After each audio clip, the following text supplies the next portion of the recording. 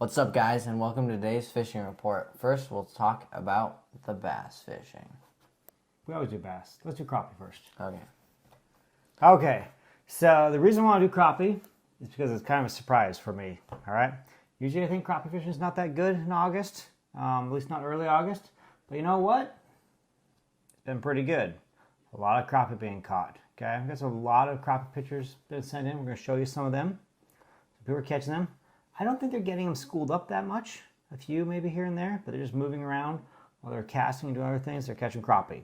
So if you're wondering how the crappie fishing is going, it seems to be okay. Shallow water, weeds, they're catching them. So, all right, Brock, go ahead. You want to talk about the bass?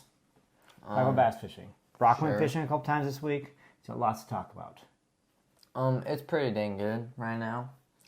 We're catching not only just largemouth, but also a lot of smallmouth. It's about 50-50. I was kind of surprised by that. Usually I think we see more largemouth in the summertime.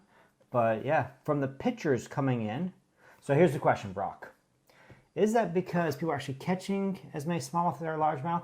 Or are they just, because they like the smallmouth, they're taking pictures of them more than the largemouth? No clue. Okay. Was that just like no clue on everything or just that question? Just that? Okay. All right, no clue. I think people are more likely to take a picture when they have a smallmouth. So I think that's why we're seeing so many pictures of them coming in. But we do have a lot of smallmouth pictures. All right, let's look at this picture here, Brock. This is, you were in the boat the night this fish was caught with Kurt, right? That was his name? Okay, smallmouth. So this smallmouth here, what was it caught on? You were in the boat? I don't really remember. We were using a lot. Okay. What were you using then when you were fishing? Most likely it was caught on just Senko Texas rig, because we were using that for a while. We were using chatterbait, swim jigs, top water. Chatterbaits were working okay until weeds were getting annoying, so we switched to swim jigs, and they were working better than chatterbaits just because weeds. And then we went later in the night, we were doing some top water, and the frogs, just straight up scum frogs, were not working that good, but whopper ploppers were. You know, I talked to a gentleman the other day, and I asked him, you know, what in his opinion, what is needed to be fishing and what works. And he told me this. He said, it doesn't matter right now what you throw. It doesn't matter at all. Anything will catch fish as long as the package says whopper plopper. So. That was not that funny. Okay. I thought it was funny when he told me, but sure. All right, not funny to you. So, regardless. You agree? Whopper plopper's working? Yep. Okay, I think whopper plopper's working pretty good. Has been all summer. Probably have another few weeks here of the top water working. So along with the swim jig, the chatterbait, the Senkos, I think we also need to mention that creature baits seem to be working pretty well. I'm hearing that from people. Okay, use that extra wide gap hook. Basically anything that resembles a crawfish. Yeah, if it's a crawdad crayfish, you're probably gonna catch bass on it. So thanks for all those pictures coming in. I mean, we had so many bass pictures sent in. Some very interesting statements. People kept calling them like rugby balls. I hear a lot of times footballs. But this time I had a couple of people, one was in an email, said they were like pulling a rugby ball out of the water. So thanks for the emails, people sending in photos. If you have photos, okay, send it to pelicanlakeyt@gmail.com and we'll get them. So thanks for that, people all over the lake. We want to thank the Pelican Lake Resort Association for having our signs up around the resorts to encouraging you to, watch us and follow along. All right, so let's talk about the other surprise fish that was caught this week. Walleye, okay? Middle of summer, we had a father-son come in here, and the dad told me before, he said, when my son gets here, we're going to catch a bunch of walleye. And I said, okay, well, it is the middle of the summer. Walleye's not known for being great in the middle of summer, late summer. What do? Well, let's show the big one. Okay, 27.5-inch walleye, and they brought in multiple days of bringing in eater-sized walleye in the teens, full libbets. Okay, what do you think about that, Brock? Not normal at all. You know, I gotta say, he knew what he was doing. You know, he went out and said, we're gonna do this. He never fished a lake before. Went out there and found them all in the weeds, he said. Okay, it's all weeds. You know, they brought him in.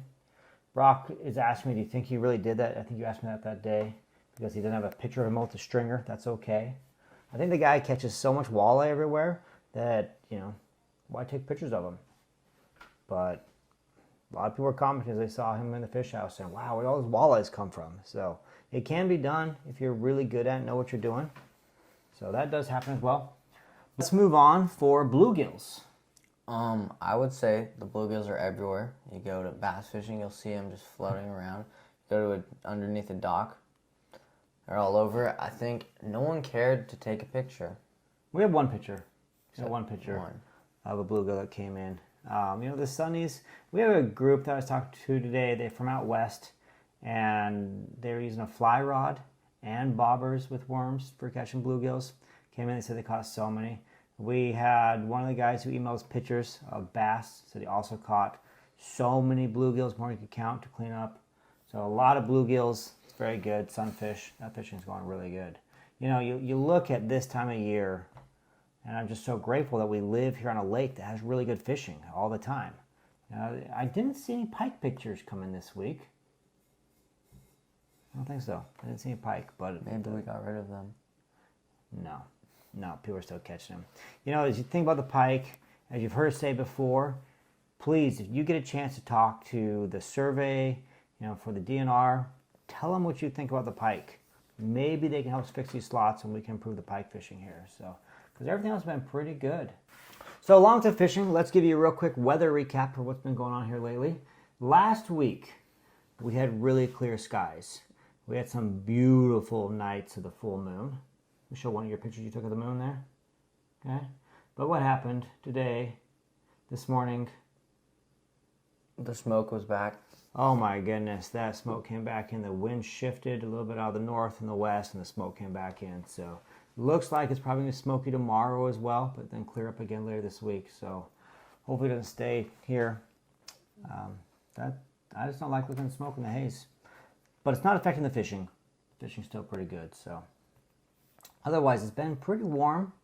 No real crazy rainstorms. A few small ones here and there. But nothing, no 2, 3, 4, 5 inches lately. So we'll see how it goes. Otherwise, thanks for watching. Good luck out there. If you have questions, comments, please send us to us. Please support the Pelican Lake Resort Association. They are sponsoring these videos this summer. I want to thank them for that sponsorship. And get out there and go fishing. Good luck. Tight lines. Good thing you were yawning to that whole last bit of that.